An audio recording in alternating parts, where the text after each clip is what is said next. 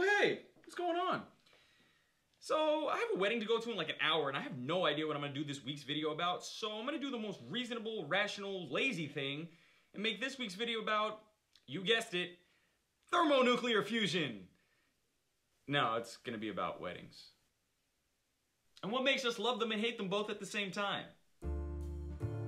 I mean, what's there not to love about free drinks? Plus, the added bonus of getting to play the game where you try to drink enough so you finally break even with the amount that you gave in the wedding gift.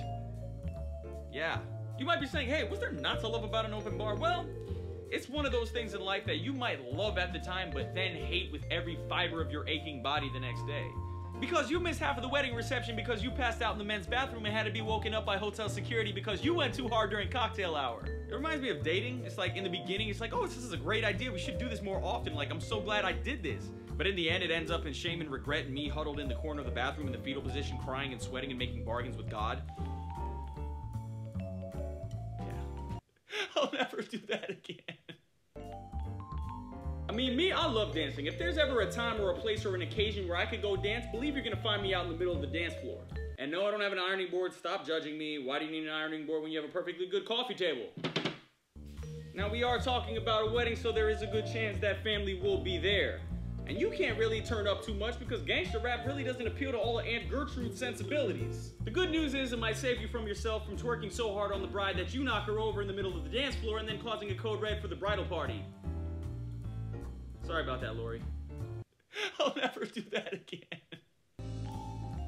It's great meeting new people and getting to hear their life stories. You'll be shaking more hands and kissing more babies than Donald Trump at a political rally. But more than likely, after about 7.5 minutes or 2.5 drinks, whatever comes first, you'll already have forgotten their names and have to resort to, hey, dude, hey, you.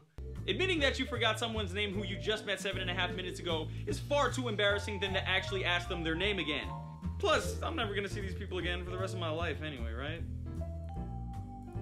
Now, if you're lucky enough, you might meet some nice guy or girl at this wedding.